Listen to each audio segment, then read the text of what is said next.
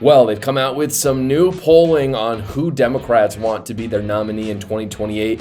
And I want to show y'all, I have some Republicans, one, two, that I'll show a bit later. So without further ado, here are the polling.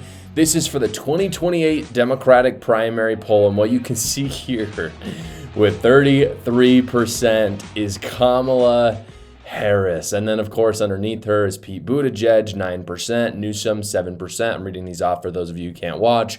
AOC, 6%. I forgot, frankly, she could run for president. That's crazy. Josh Shapiro, 3%. Tim Walz, what? 3%. Stephen A. Smith, what? 2%, which ironically enough, Stephen A. Smith is the one person where if he ran for president as a Democrat, I'd be like, okay, I wouldn't vote for him, but like, it's interesting. It's compelling to a degree. In any case, I just don't understand how Kamala Harris is the best they got and how Democrat voters saw the performance that she just put up and thought, yeah, we want more of that. Like, that's what we want. And make no mistake, guys, Kamala Harris is not going to be the nominee.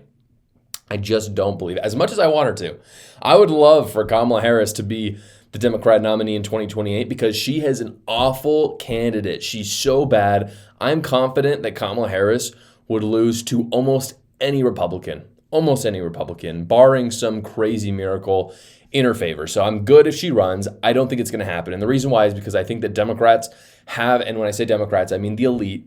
I think the elite has learned their lesson somewhat because when you don't hold primaries, you don't get the best candidate. And that's what happened with Kamala Harris. She didn't have to get in a primary, so she won. If she's in a primary circumstance, if she has to do that, she cannot handle it. And Exhibit A is in 2020 when she did not get a single delegate and was one of the first Democrats to drop out. And I think that they've learned their lesson. They're going to hold a primary because they can't. There's no excuse this time. There was a bit of an excuse this last time, like, oh, it's last minute. We don't have time for this. People already like Kamala Harris. There's no excuse when they lost last time. There's no incumbent, right? And so they have to run the primary. If they run the primary, I don't think Kamala Harris is going to win because she sucks in a debate. Once she's put under scrutiny, as we saw with Tulsi Gabbard, she gets destroyed. If there's a Tulsi Gabbard on the stage, Kamala Harris is done. So conversely, also, this is another good, I think, evidence for the fact that she would not win, is in 2016, when we saw like 40 people run for the Republican nomination, Trump included, and Trump had to fight all 40 of them to get to the end. And when he got to the end, he was a tried and true candidate, and then he won. And that was very different than Democrats in 2016, who essentially, even though they did have a primary, it was much smaller, and they essentially just crowned the victory to Hillary Clinton. She was not tried and true. She lost. I think the same thing would happen to Kamala Harris. So, and I think Democrats are smart enough, they're not smart, I'm not going to say that, but they're smart enough to realize the mistakes that they made in 2024. I don't think they're going to make quite the same ones in 2028. But to be honest, guys, I don't even think Kamala Harris will run. I don't even think she's going to run for president. And the reason why is because she lost so bad this time. And I think it's because there is a spot for her as governor of California because Gavin Newsom can't be governor there forever. And so I think that's kind of what she's lined up to do. And I think she knows if she runs for president, she's going to get shellacked in the primary, just as I talked about. And so the Democrats here are the Democrat voters.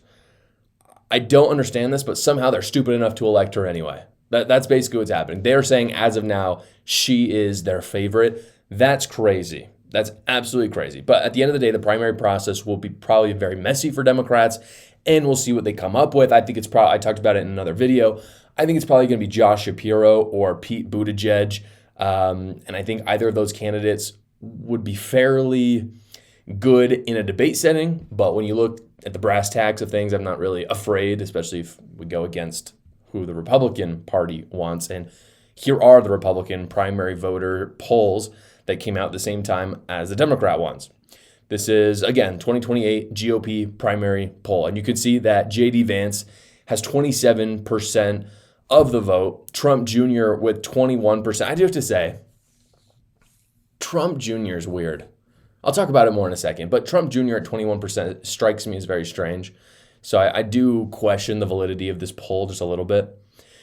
DeSantis is at 8%, Marco Rubio at 3%, Tulsi Gabbard at 3%, and then all these other people, Ramaswamy, Haley, Abbott, Youngkin. None of those are bad except Nikki Haley. I'd be fine with any of them. Here's the deal, though.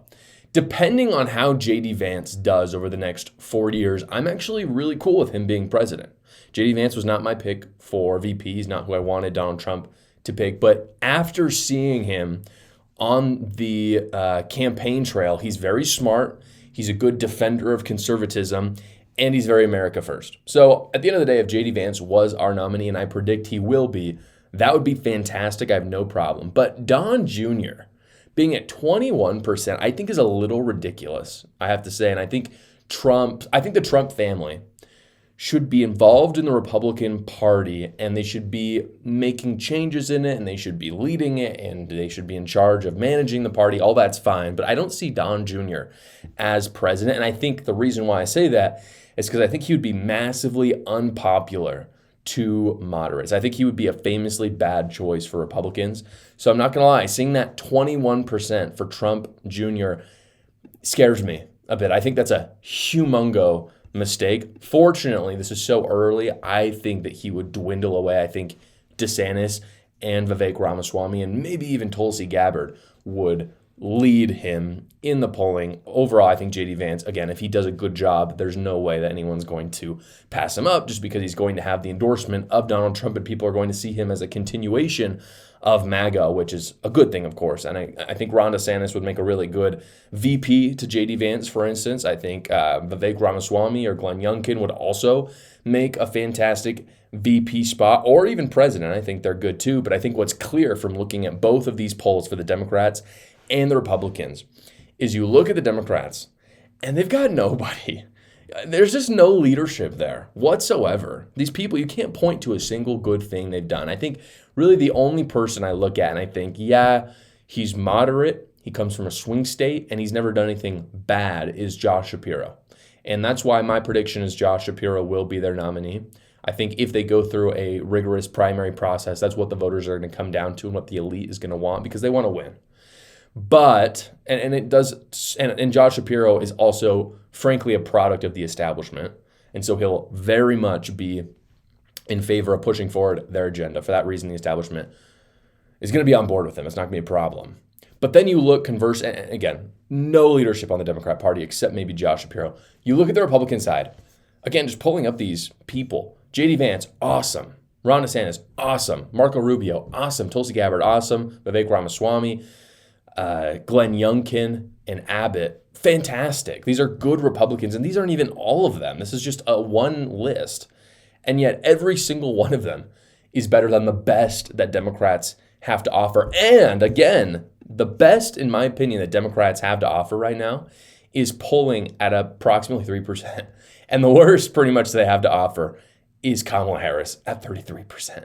I used to hate filing my taxes until I partnered with Quick Tax America, a patriotic company that believes in getting you every single dollar because they believe taxation is theft. Quick Tax America is a non-woke company that does all federal returns for only $69, and it's completely transparent price because it's their only price, no matter how complicated your taxes are. What's more, guys, they do all the work for you. No more spending 4 hours like other big online services. Instead, you simply upload your files, answer a few questions, and schedule a 15-minute finish your return call with a tax professional, and they do all the rest of the work.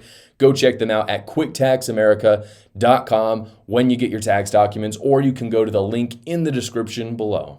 Thank you so much for watching, guys. If you haven't already, go down below, like the video, subscribe to my channel, and watch another video.